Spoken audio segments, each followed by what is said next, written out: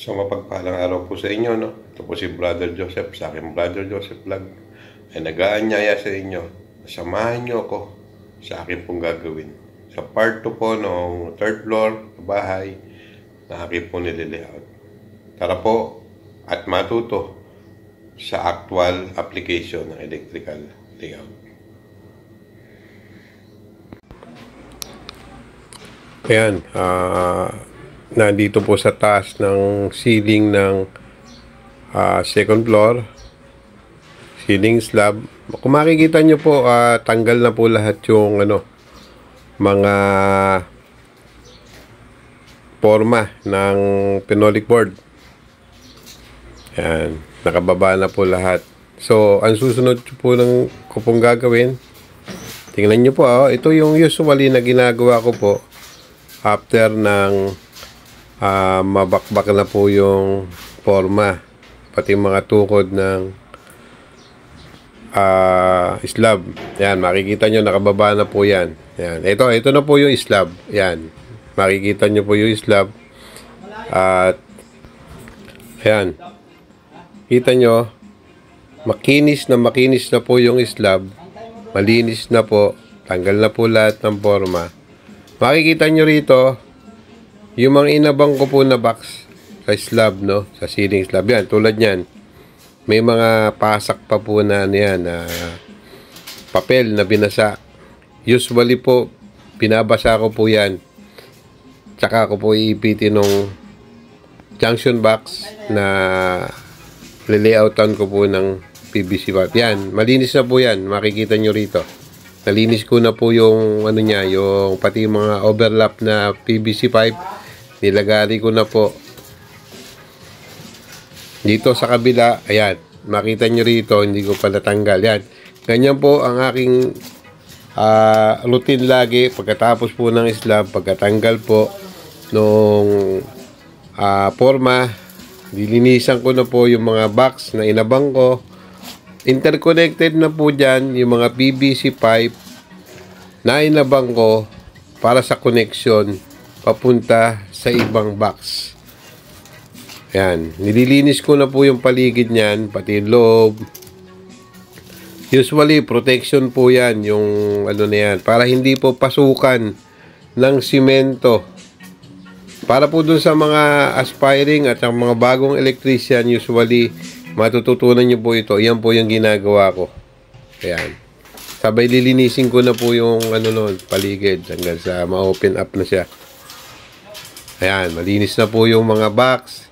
Natanggal ko na po yung mga bara. Yan po yung mga drop para sa mga switch. Ayan. Malinis na po sila.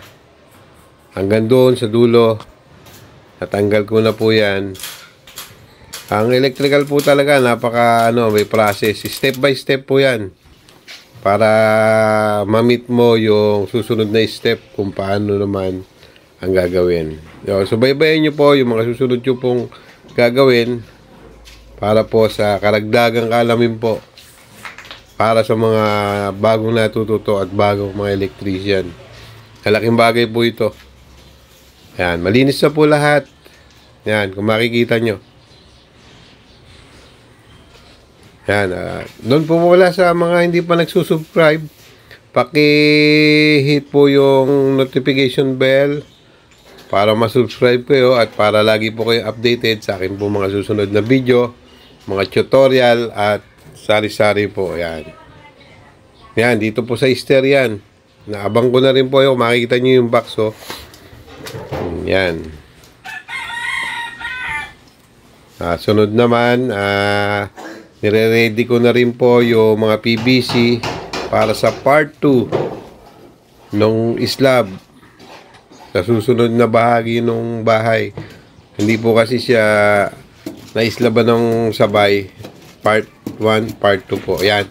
Kung makikita nyo po rito, ready na po yung forma para sa part 2 nung slabbing. At nagre-ready na rin po yung mga karpintero, yung mga steelman para po i-layout na po nila yung kanila pong mga bakal, no? Ayan. Nililigan din po nila ng masking tape yung mga pagitan ng phenolic board para hindi singitan ng semento, para makinis po. Makinis yung slab pagka natanggal na po. Yan, nakita nyo po may parang mga masking tape marking ko po yan. Para po yan sa mga outlet. Yan. Outlet, ilaw. Ayan yan, yung mga may parang cross X.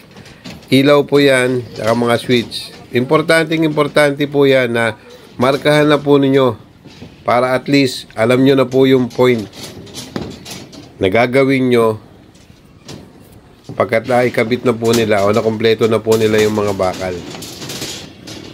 Yan. Yan, marking po rin yan, no? Para hindi na po kayo malito. Siyempre, gaya ng sabi ko noong nakaraan, magbase po tayo sa electrical plan or either sa sketch drawing. Ito. Magre-ready na rin po ako ng PVC pipe para po sa preparasyon sa layout po ng electrical, no? Ito yung actual installation ng electrical layout para sa ceiling, sa slab. Yan, ready ko na rin po yung torch gun ko. Yan, gamit ko na po.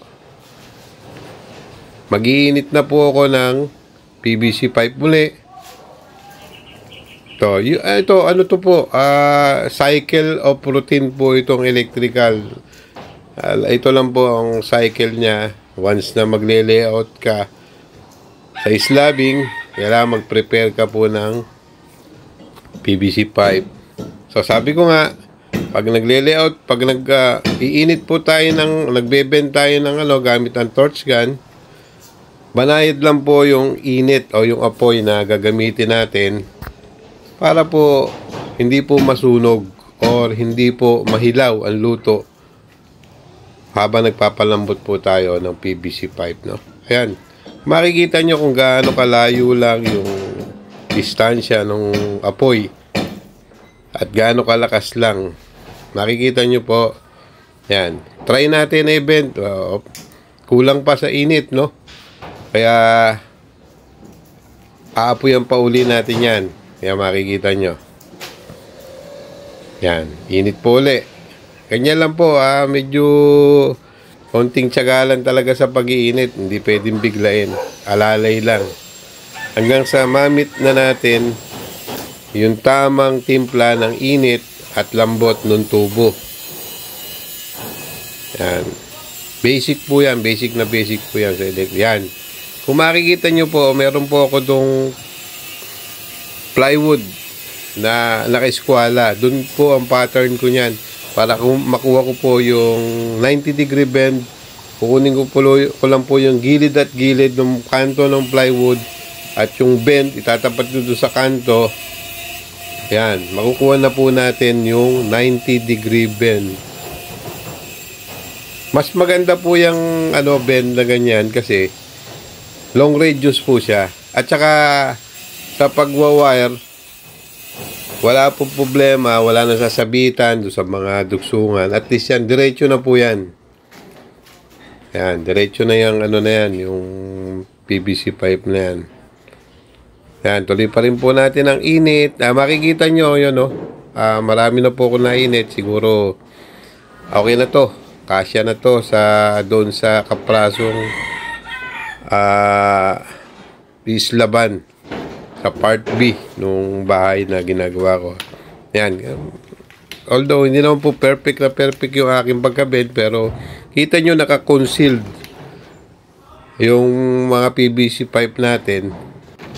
Yan. Yan po kagandahan ng fabricated na elbow. Walang sabit yan pagka nag-wiring po. Yan. Dito po, na-ready na po nila. Ayan. Nag-set up na rin po ako ng mga box setting ko para sa slabbing. Ganyan lang po talaga sa construction, sa electrical. Hihintayin natin na mauna yung bakal.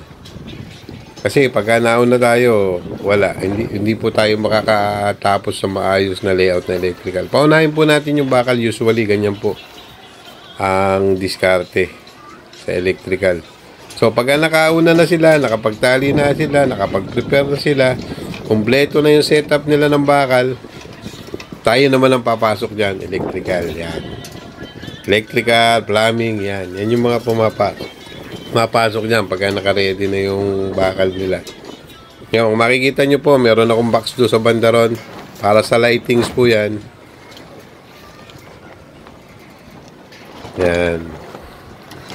Dito makikita nyo, tapos na po ako mag-layout. Hindi ko na po yun naipakita yung kung paano.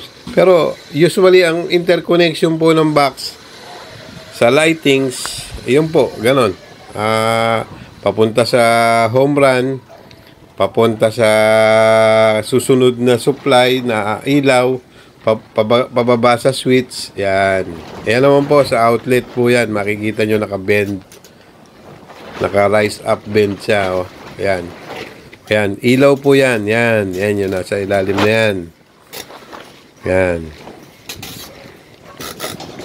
Yan, yan, bababa ng switch po yan. Yung dalawa na yan, switch yan.